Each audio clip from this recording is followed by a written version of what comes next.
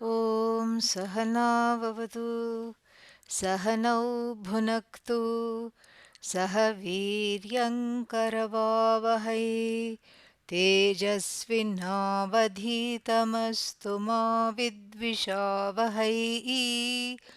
Om Shanti Shanti Shanti.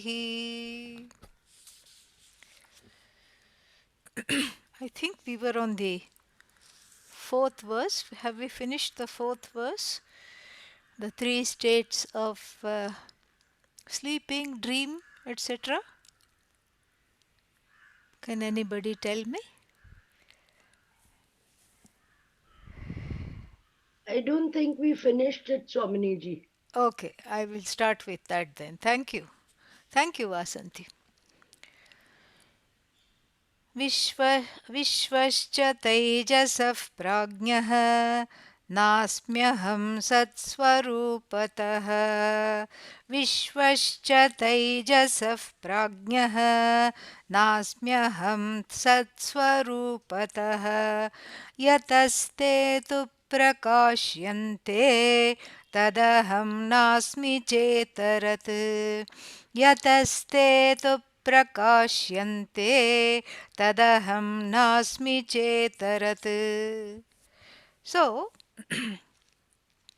we are in the section of the daily practices about of the greatest among the sages, Munindra Dinacharya. What does their timetable look like? And then in that, we are having a lot of metaphoric connections between how they live and what is the washing of the face, what is the water, etc. They wash the face of Ajnanam with the water of Shraddha. All this we have seen. So then here, morning contemplations, morning shlokas that they chant, etc. And then the morning shlokas here are very interesting because usually one would chant something for some devata or the other, but here the morning shlokas for the Munindras, Munindranam shlokaha, the shlokas for the sages are what? They are morning contemplations upon the Atman as unfolded by the Upanishads. So while the rest of the people may be rattling off some Sri Rudram, some Ashtotra, or if one, is, or, the morning prayers in Islam, for example, the five-time prayer, or Hail Marys, whatever it may be, one becomes, there is a certain complacency in that. And one gets kind of routinized, and this routinization actually an inhibited it's an inhibition to living freely in this knowledge, where the rules of the tradition or the religion overtake the purpose for which it is meant. This is the problem. When the rules of the religion, rules are there in order to be free, correct? Rules are there to give a certain discipline and practice and a grounding. But if the grounding completely grounds you, and then one is 6 feet under, even though alive, the one is as good as 6 feet under because of the sense of boredom, complacency and routinization, this ought to shake things up a little bit, where the goal is always kept in view. And what is the goal? You. Yeah, if you don't know you are the goal, you are going around goal, goal. Goal, goal in Hindi means round and round. This is what happens. And so, therefore, the view is that you are the whole. And all the practices are in order for two purposes. One is to grow into being a decent human being, and that itself takes lifetimes after lifetimes, because one cuts corners, ends justify the means, dharma is somewhere dim as a possibility, and then so all these things are there. And so therefore So half, half of the sadhanas means practices in any religion, are designed to make the person into a decent human being, because even though one is born with viveka, discrimination, one does not apply the discrimination. The discrimination is hijacked, put in a sack, and thrown into the river of raga and dvesha, from where it is just, the raga dvesha take away the viveka and discrimination. So the sadhanas, fulfill a twofold purpose. One is to be a decent human being. Decent means ethical, dharmic. Ends do not Where the ends do not justify the means, and where one is grows emotionally and spiritually into a person who is accountable, responsible, ethical. This is half the job. And then the other sadhanas are to fix the mind. So one is chitta shuddhi, bahiranga sadhanas such as karma yoga, etc. Outward sadhanas, and then inward sadhanas, chitta naischalyam, to fix the mind in order to be able to focus on the knowledge. Because unlike other traditions, the end of Hinduism, the end to be achieved is here and now. Although we also have some very fancy descriptions of afterlife. And what are the fancy descriptions of our afterlife? Well, we also have Swarga, heaven. Going there, you never get a stomach ache. Ooh, that sounds wonderful. No stomach ache at all. All you can eat. All you can eat means all you can smell. You don't eat at all. That's why you don't get stomach problems. This is kind of a fancy version of heaven. And how do you satiate your hunger? You satiate your hunger by inhaling the food literally, okay, not figuratively. So you inhale the food and then your hunger is immediately gone.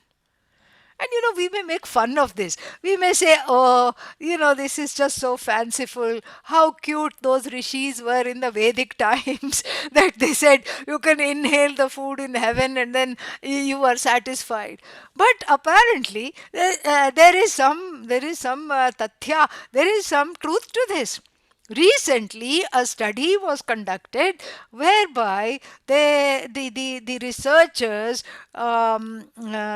made a connection. They studied the connection between the force of the olfactory nerves, the smells of the food that you inhale, versus putting on weight gain. These are the two things that were studied.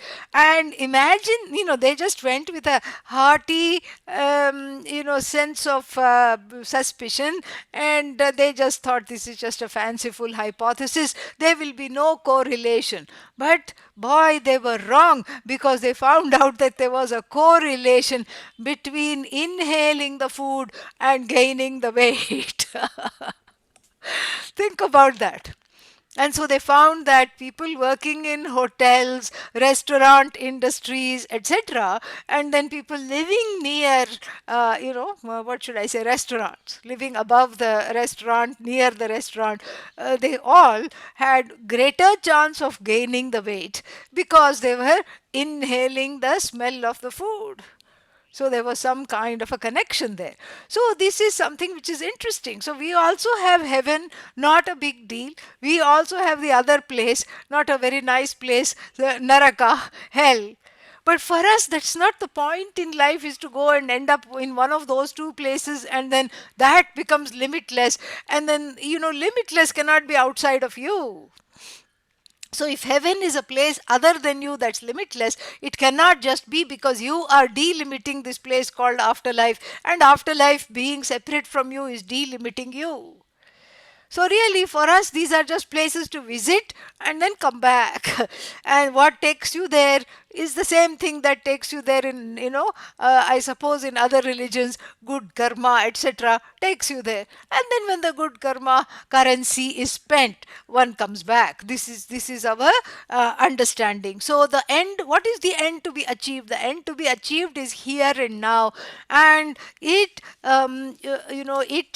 solely is centered on the discovery that you are already free. You don't have to do anything to become free. And so the end is right here, right now, in the form of this self discovery, for which all these shlokas, all these, regimen, the disciplinary regimen become very, very important. The disciplinary regimen means what?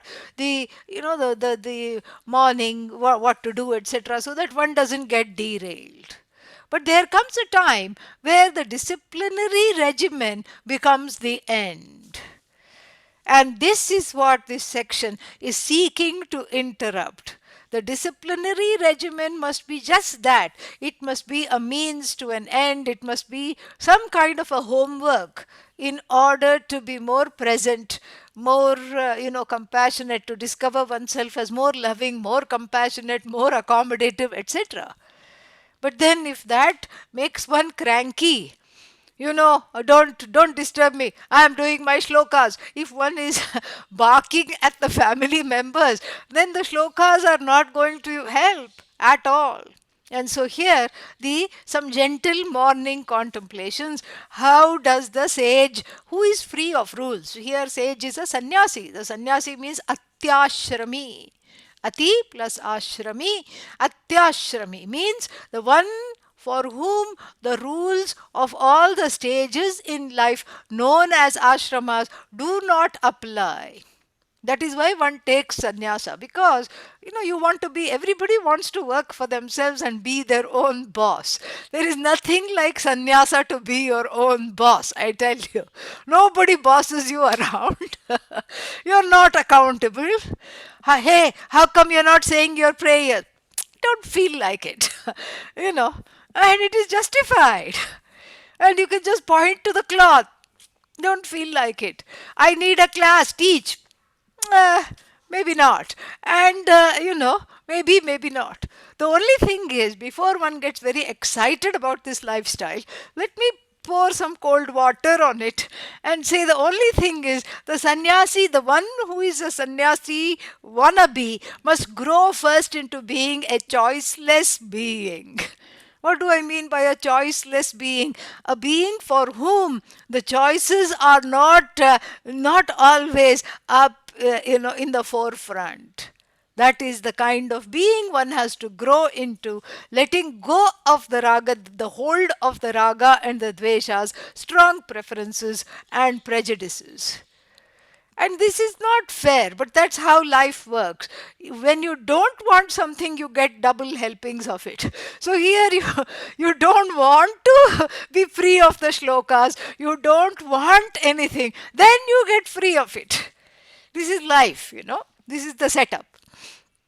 So here the sannyasi lifestyle is what? The sannyasi lifestyle is reveling in the glory of oneself. Reveling in the glory of oneself.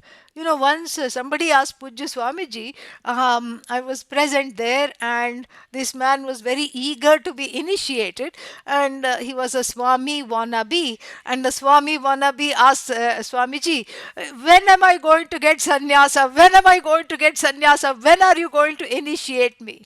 And Swamiji just looked at him and said, when you don't want it anymore, that is when it makes no difference to you. When you stop wanting it, then it will come. Even with sannyasa, it's like that. Because when even that becomes a pressure, and the pressure to give up everything must not be pressure. There must not be a pressure to say, I'm going to give up everything, I'm going to give up everything. Then that becomes then you're stuck with a desire to give up everything, and that's really not growing into a choiceless person.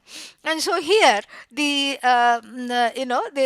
very beautifully the contemplations are unfolding, and we saw a couple of them earlier, and then now the negation on one more level is taking place. What is the negation? Vishvascha. I'm not. Vishva means waker. These are all technical terms loaded by the Upanishads, loaded onto regular words. Vishva. Here, given the specific meaning of being the waking person. Vishva. Am I the waker? Well, of course. You know, I am awake right now. At least I think I am. And so I must be the waker. Well, just go a little further into the Vedanta class. Vedanta class is a universal lullaby, and soon you will become the sleeper. you know yeah, there's nothing, there is no remedy for insomnia than the Vedanta class. If you are having trouble sleeping, just log on to a few Vedanta classes. Immediately you will say dhanyoham, you will tell the teacher thank you.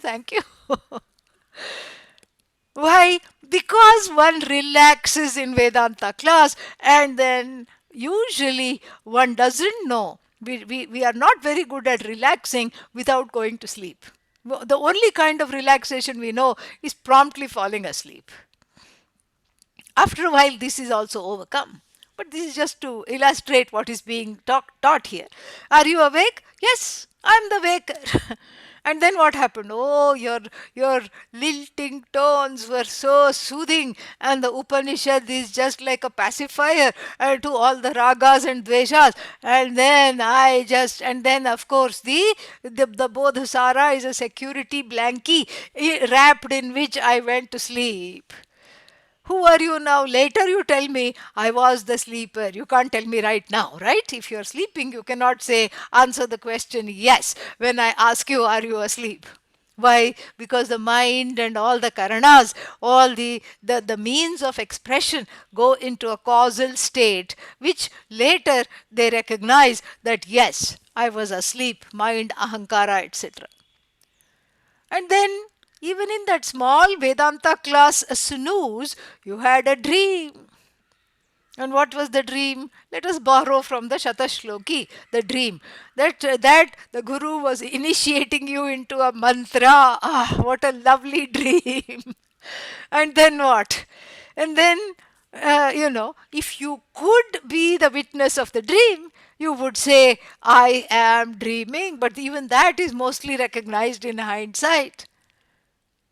And so then who are you? Well, the sleep, I can only recognize the sleep is something that can only be recognized in the waking state. Yes? Yes. And the dream is also something that is recalled in the waking state. Yes? Yes. And so therefore the waking state must be permanent. I am the waker. No, just because the waker is cancelled out in sleep, there is no waker, and the waker is replaced by dreamer is replaced by sleeper. Each state is what is cancelled by the other, is contradicted by the other. If you are the waker, then that means you are not permanent, like the Upanishad says you are not nitya. And so you cannot go around saying, I am the waker. So what? I'm not the waker, but then who is awake? The neighbor is not awake. I'm the one that's awake. And here is where the one-way street of Vedanta becomes of use. What is the one-way street of Vedanta? Waker is I am not the waker. It's a partial, what should I say, a partial dissociation, a conscious and partial distancing. Waker is me because everything is me. I am the birds, I am the sky, I am the air I breathe, I am the sun that shines. I am the rivers and the mountains and the trees. And so far, so good. I am the I am the irritable people in the world. I am all the bugs and the bugging people, to put it in Pujya Swamiji's words. I am the outlaw, I am the in-law, I am the law that governs the crankiness of the outlaws and the in-laws. I am, all this. So then I can't just be the waker. So therefore, waker is nothing but I. I lend my presence to the wakerness, waker state without becoming the waker. And then I lend this light of consciousness, my self effulgent, self evident I, this presence to the sleeper, which is why I'm able to own up the sleep after waking up. And I lend similarly my presence and my awareness to the dream state. Therefore, I can tell you, I had this dream. Waker is I have not become the waker. Waker is I without becoming the waker. Dreamer is I without becoming quote unquote the dreamer. Sleeper is I without becoming the sleeper. I am none of them. Everything, the waker blossoms in the awareness that is I. The sleeper flower blossoms in the awareness that is I. In the sunlight of the awareness that is I, the dreamer lotus also blossoms. Vedantins love the lotus because it's rife with so many possibilities. The one we know very well, of course, is that one, which is that, it grows in sludge, but then it is free of all impurities. Likewise, the the Atma, the I, grows in samsara, in the world of division, strife, etc., without being afflicted or untouched by it in any way. So, this is the reason the lotus is very popular. The other reason the lotus is popular is because the lotus only blossoms in the sun. When the sun rises, the lotus comes out and blossoms. And as the sun sets, it closes and goes to sleep. And so the sun becomes the teaching that Tattvamasi, you are the cause of the universe, you are Ishvara, you are one with what we call God, you are Bhagavan. And so and the lotus is the heart, and the heart opens in response to this knowledge. So this is what that is why the sleeper flower, the sleeper lotus blossoms in the light of which consciousness, the dreamer lotus blossoms in the light of which cognition, and the waker lotus is blossoming in which consciousness, that consciousness alone I am. So look here, Vishvascha, Vishva, Taijasa, dreamer, Vishva, waker, Pragya means sleeper. These are all technical terms in the Mandukya Upanishad. Each one, these are all referring to individuals, but the individual is not sleeping, waking, or dreaming in a vacuum.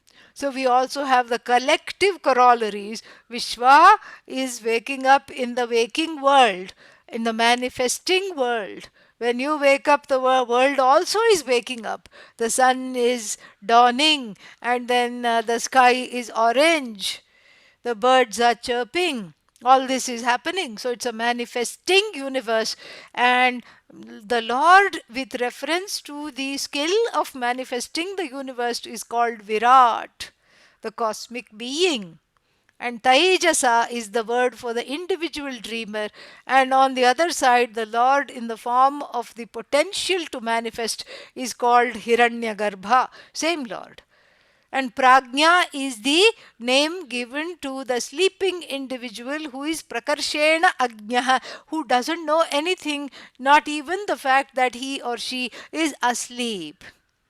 And then Ishvara is on the other side, that awareness in whose watch the sleep is happening. So, na asmi aham, I am none of these. Why?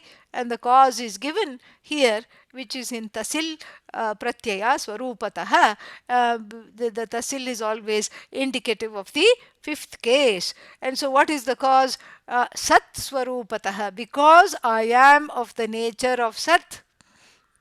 What do we know about Sat? We know the opening mantra of the Chandogya Upanishad 6th chapter, Sadeva Somya Idam Agre Asit. Idamagre, before all this, Sat alone was. Sat alone was means it still is. And it is you, O Shvetaketu. Shvetaketu is instructed thus.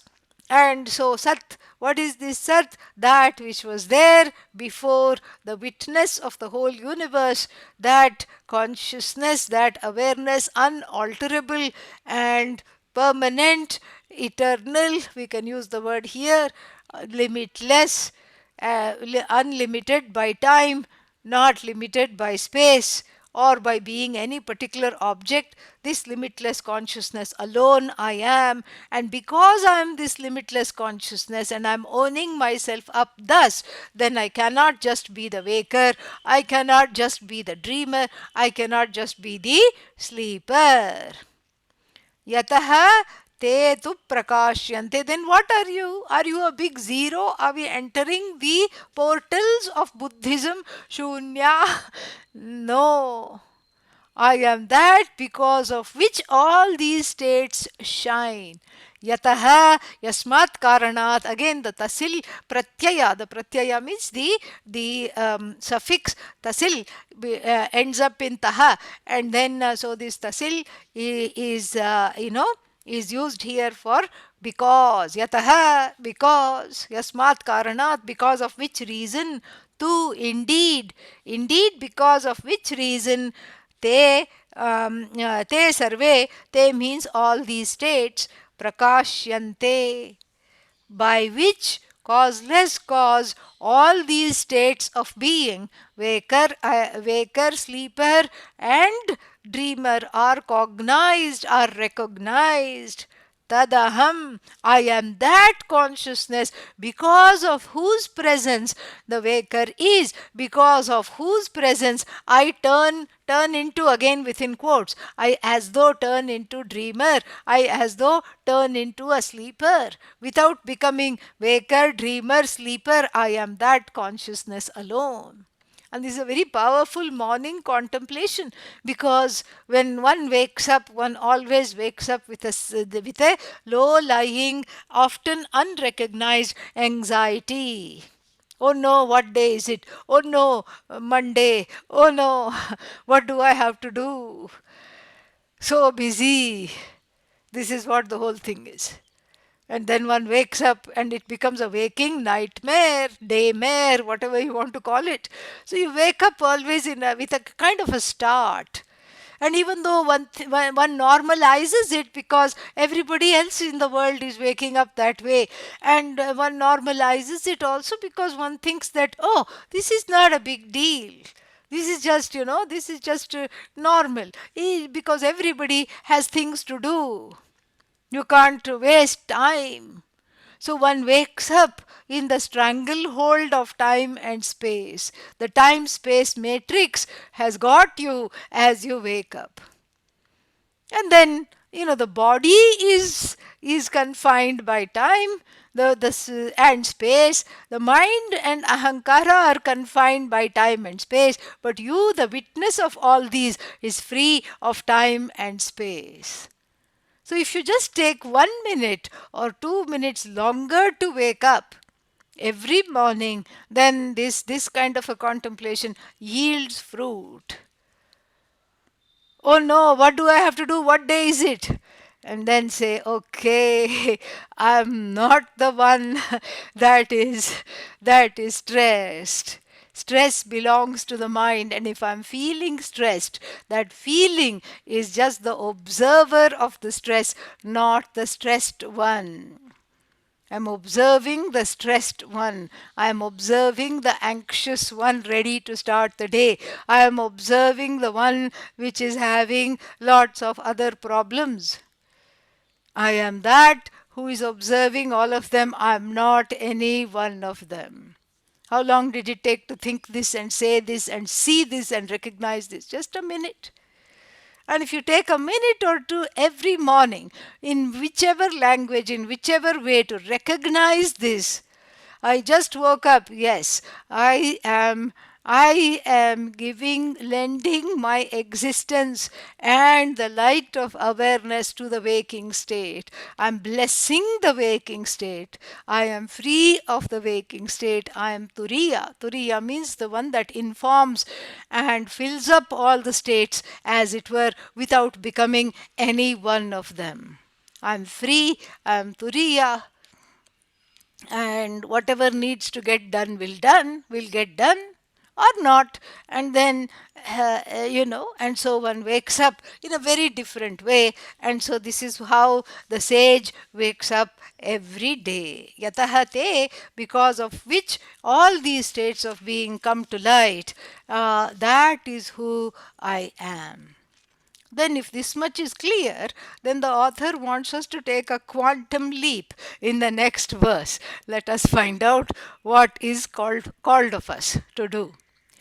ज्ञानाज्ञानप्रपञ्चेऽस्मिन् ज्ञानाज्ञानेन नाशिते ज्ञानाज्ञानप्रपञ्चेऽस्मिन् ज्ञानाज्ञानेन नाशिते यत्सच्छिष्टं परं ब्रह्म ह्ययं तन्नेतरस्मरेत् यत् सच्छिष्टं परं ब्रह्म ह्यहं तन्नेतरस्मरेत्.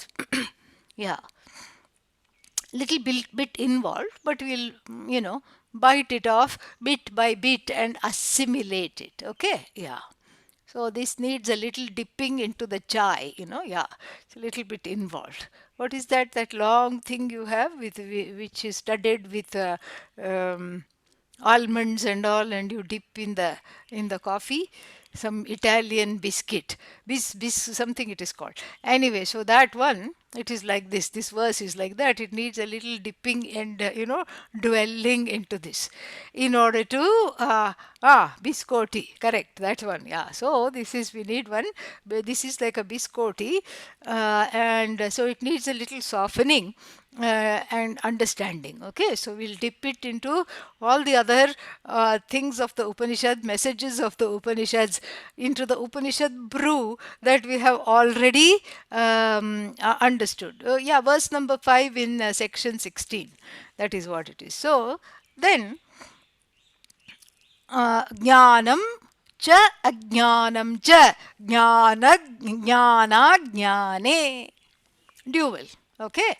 Simple dvandva samasa. You know what is that? It's a compound word. Jnanam plus ajnanam is equal to jnana jnane. So jnanam, knowledge, ajnanam, ignorance. So jnana jnane, asmin prapanche, in this universe. In this universe, prapancha is the manifestation of the panchabhutas, the five elements. So in the manifest five elements, when the five elements get manifested into various namarupas, then it is called prapancha. So in this world, full of divisions, full of all kinds, characterized by various discrete objects, notions, all these things. So in this world, what is happening? Asmin prapanche jnana jnane. What happens? Jnana ajnanena nashite prapanche. So it is a what is that called? Absolute locative construction. And so absolute locative construction means we should start the sentence with when. When in this world the knowledge and ignorance and the and the when the knowledge and ignorance in this world characterized by, peppered by objects of knowledge and objects of ignorance. And then jnana ajnanena jnanajnanena nashite. So we should not read the second compound jnana jnanena as ajnanena jnanam nashite sati. No. Otherwise we'll think that ajnanam is winning over jnanam. That's why I said it needs a little softening here to be looked into deeply and enjoy this. So, jnana jnanena Nashite sati jnana jnanena nashite means when jnanam here is not atma jnanam. First of all, let's make that very clear. Jnanam here is not self knowledge or brahma vidya that is being talked about, that that dispels self ignorance and fear and sorrow. Here, jnanam means I know that one, that which makes you, raise your hand or push yourself in a crowd and say, I know this, me, I know. What do you know? Well, I know the latest theory on how long does it take for the coronavirus vaccines to kick in. I know, I read it. So it's a knowledge of an object. And then the other person says, and then you ask the scientist. You go to the WHO webinar, and then you ask them. And then they have these, question answer sessions sometimes, these WHO officials. You say, I have to go 1 month to twice in 1 month and get myself inoculated. And then I just want to know one simple question: how long does this immunity last? And they will say, and these big scientists with big degrees, what will they say? We don't know yet. Would you like to sign up and be in touch with us if and when you get infected after 2 vaccines? Then you will be helping the cause of our research. So then the tables are turned. You got conscripted into becoming a guinea pig. Okay? Because they don't know. So the knowledge of something and the knowledge and the ignorance of something is what characterizes this prapancha.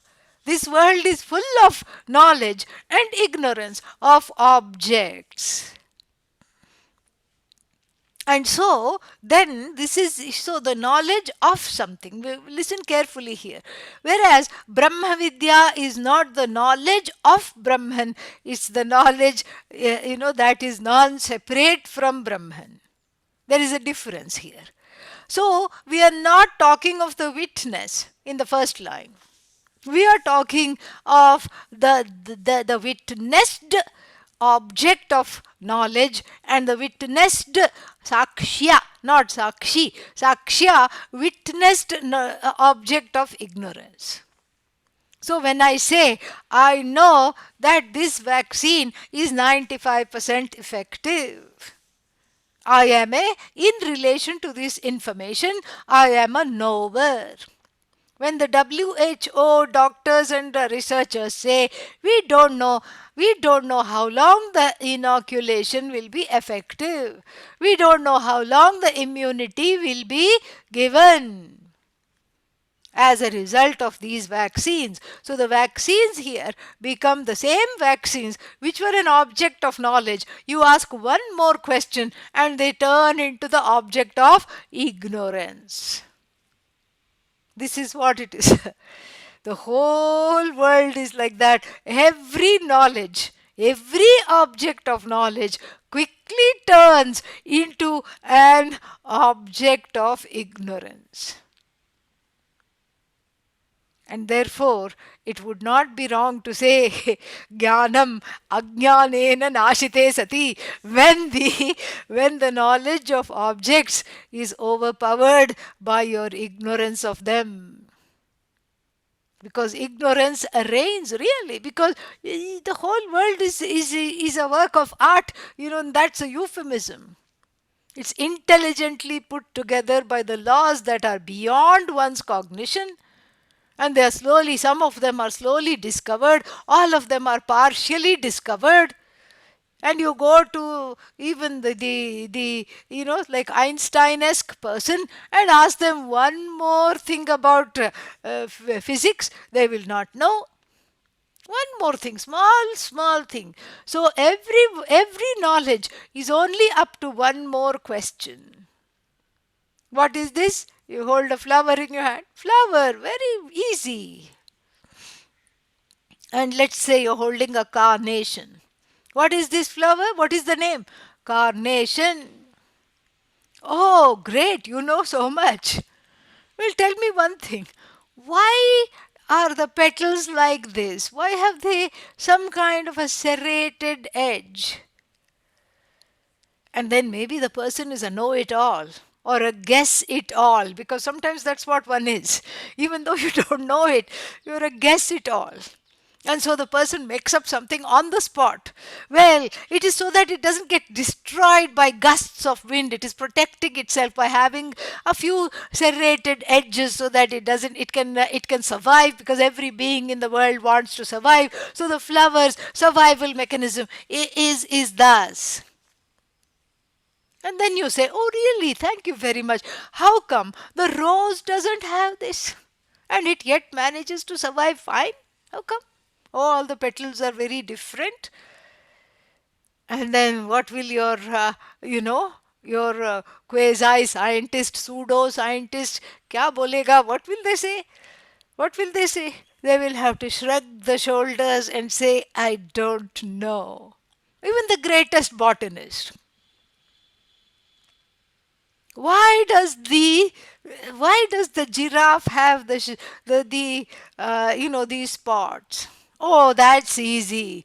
That is so that they can get lost in the foliage. In fact, we have taken the spots of the cheetah, giraffe, and the stripes of the tiger and made camouflage suits for all our soldiers. Taking that. That's easy. Oh, really? Then why are the shape of the spots of the giraffe geometrical and shaped in like a pentagon, like a five-sided? Why do they have that? I don't know. But somebody knows, right? Bhagavan only knows. So here, that is what is meant. Ajnanena jnanam nashite. What kind of a knowledge is this of yours that is always overpowered by ignorance? So it is a realm of division where knowledge and ignorance have it out. Next meaning. So there are two meanings. So the first meaning we have seen. Every knowledge of even the greatest scientist is up to one more question.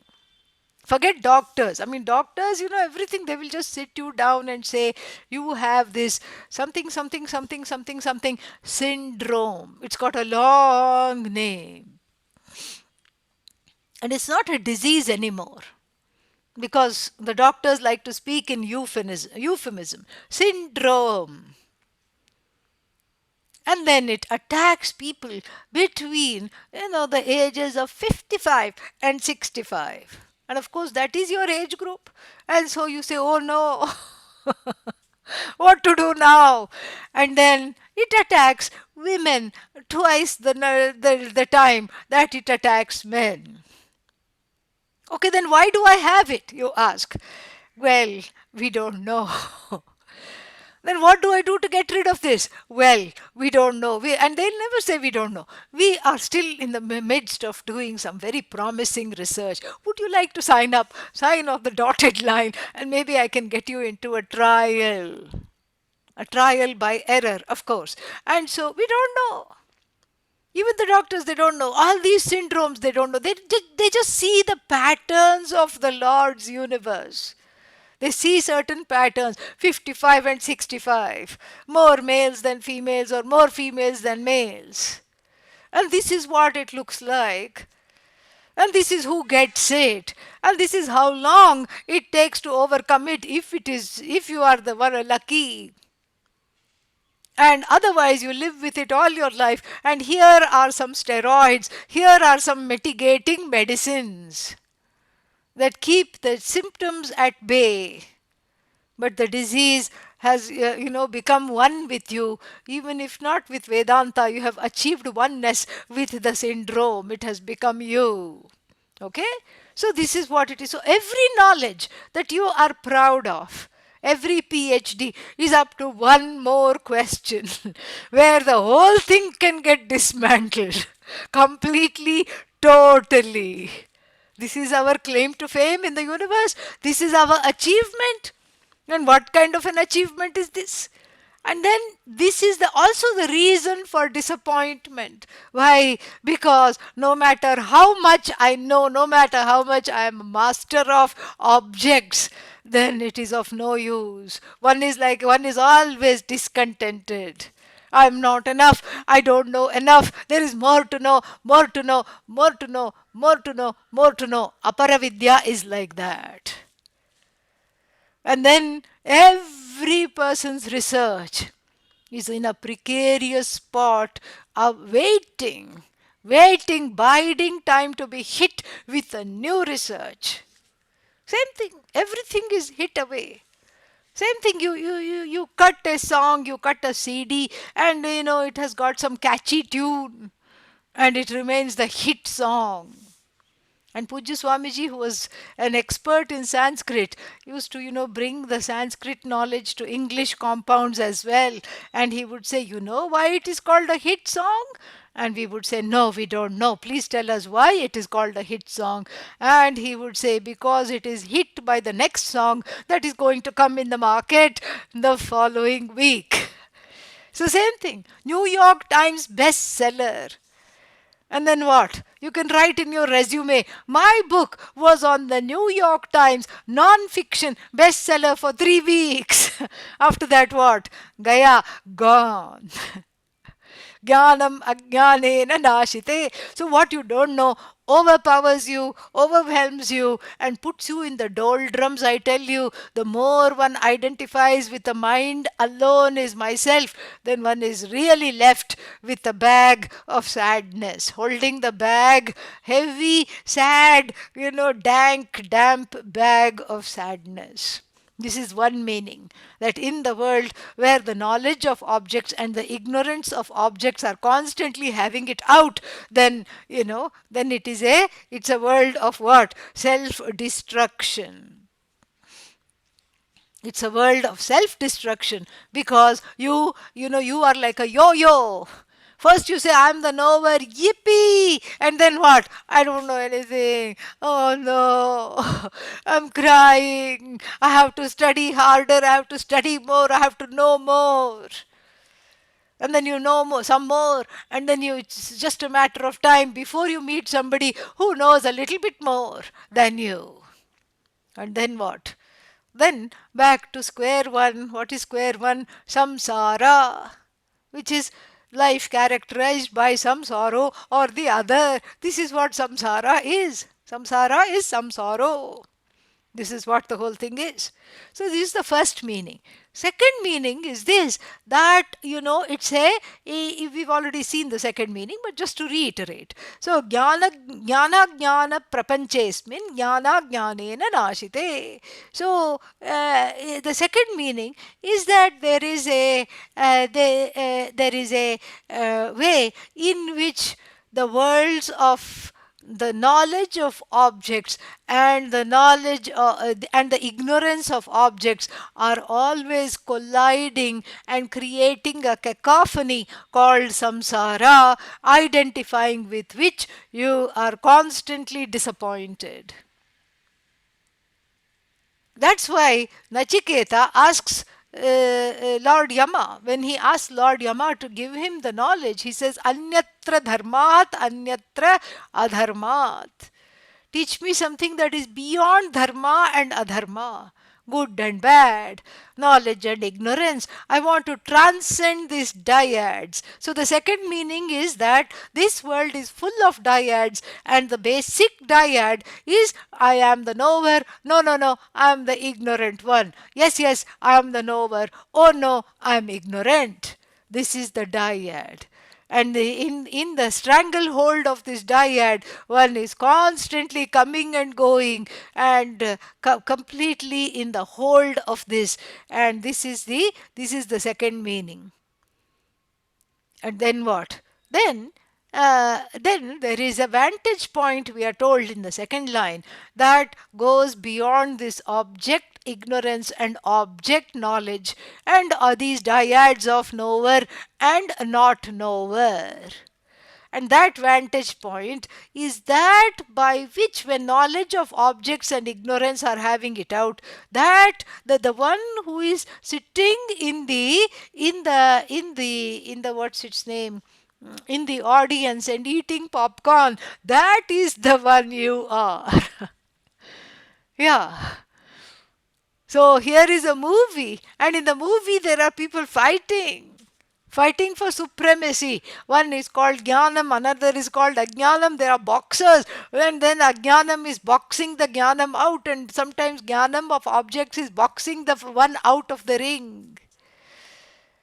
And then and the whole thing you have to imagine. Of course, we don't want to imagine too much because it's a very pugnacious sport. But but it's also an effective example because you can imagine, this one you can make it into a cartoon, so it's not so repugnant.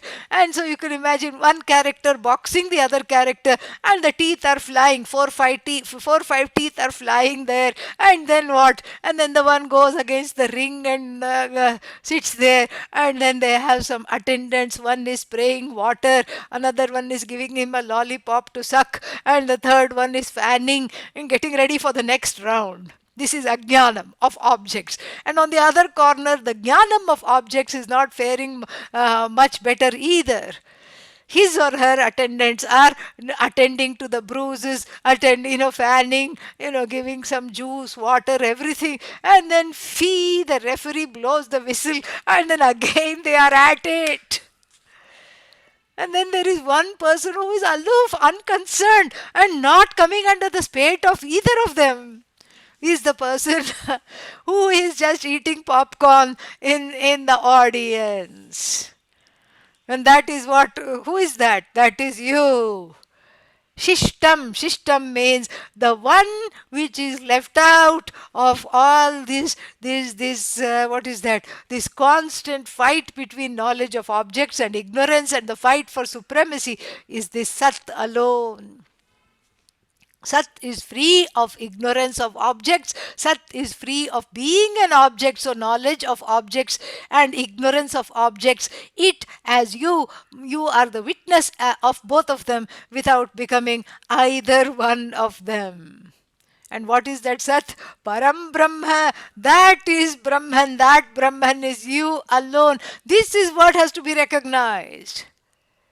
You are in the audience happily eating popcorns. You have not lost your teeth. Neither do you have a bruise, nor is your ahankara, ego, bruised. And neither do you need to be revived with a wet towel or fanned or given some spray of water. Nothing.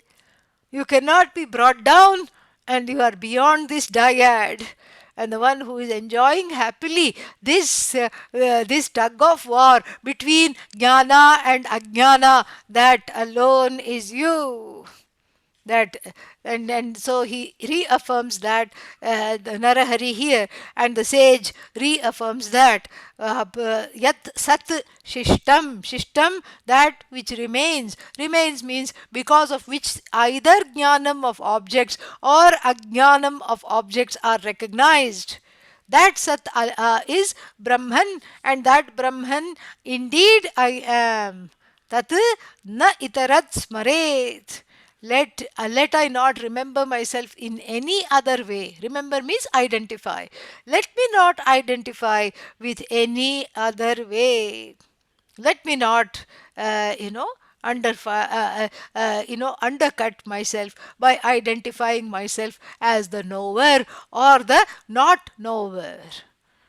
You are knower in relation to objects. You are the ignorant one in relation to objects. But in relation to the subject, yourself, you are neither the knower nor the not knower. You are that because of which the knower appears and gets into the ring, in the boxing ring. You are that by which, because of whose witnessing, the not knower also gets into the boxing ring. You are the witness of them having it out. It doesn't affect you. It's on a completely different empirical realm of strife, dyads, etc. You are totally free. Very nice verse. Wonderful verse, little involved. So then, after morning contemplations, what does the sage do? Atha snanakala nirnaya. So now it is time to take a bath. Okay, so it is time to take a bath. So the ascertainment of the various reflections during bath is given. So, and what is that? Aruna kirana grastam प्राचीम अवलोक्य स्नायादिति वचनात् स्नानम. So the Shastra says that Prachim Avalokya, look towards the east. Prachi means east. Prachim Avalokya, having looked towards the east. What kind of the east? The eastern direction. Aruna Kirana Grastam. The eastern direction, imprisoned. Very beautiful poetry here. Grastam, imprisoned by what? The orange rays of dawn, of the dawning sun. So the east is under the spell, imprisoned, completely caught, hijacked by the dawning rays of the rays of the rising sun. So seeing that, please get ready for bath. Diti iti vachanat snanam. So this is what bath is. So for the sage, it is not mentioned, but we have to take the metaphor, we have to extrapolate. For the sage, it is the what is the eastern direction? Eastern direction is nothing but the rising knowledge in the heart,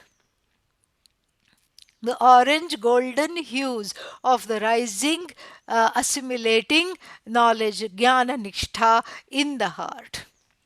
So the rising knowledge that I am the whole, that I am not in the spate of this dyad of dharma, adharma, good, bad, knower, known, knowledge, ignorance, knowledge, etc. I am beyond all these dyads, the one who is able to recognize. And so that is the rising dawn of knowledge, where the Upanishad is rising in the heart. The light of consciousness one is becoming aware more and more and assimilating that I am this light of consciousness. That itself is the readiness for taking a bath. Tathahi, and so some illustrations are given. What happens if you take a bath in this manner? If you cleanse yourself in this manner, what is the phala? नश्यतां मोहनिद्रायाम् अन्धकारे गलत्यथ नश्यतां मोहनिद्रायाम् अन्धकारे गलत्यथ आरोहति विचाराद्रि शिखरे ज्ञानभास्करे आरोहति विचाराद्रि शिखरे ज्ञानभास्करे. Beautiful. So again, absolute locative construction, which means the sentence always starts from when, with the word when. So nashyatam moha nidrayam, when the sleep of delusion is destroyed. Andhakare galati atha, then what happens? The ignorance dissipates, the ignorance melts like even the fog. Then what happens? Arohati, rises. Where, vicharadri shikhare, thereby rises. What rises? Jnana Bhaskare, the sun of knowledge rises. Where does it rise? Behind the peak of the mountain of self-enquiry. See how beautiful. So when the knowledge of the sleep of ignorance and delusion is destroyed, and when the fog of ajnanam dissipates, then what happens?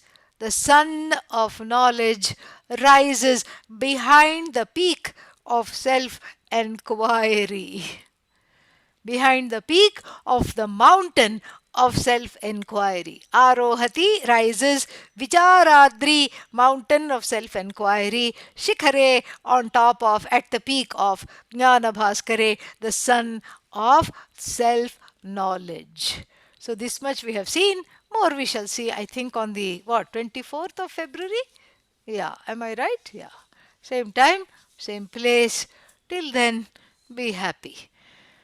ॐ पूर्णमदः पूर्णमिदं पूर्णात् पूर्णमुदच्यते पूर्णस्य पूर्णमादाय पूर्णमेवावशिष्यते ॐ शान्तिः शान्तिः शान्तिः हरिः ॐ श्रीगुरुभ्यो नमः हरिः ॐ Thank you, Amma. Om Om come again welcome nice to see all of you be well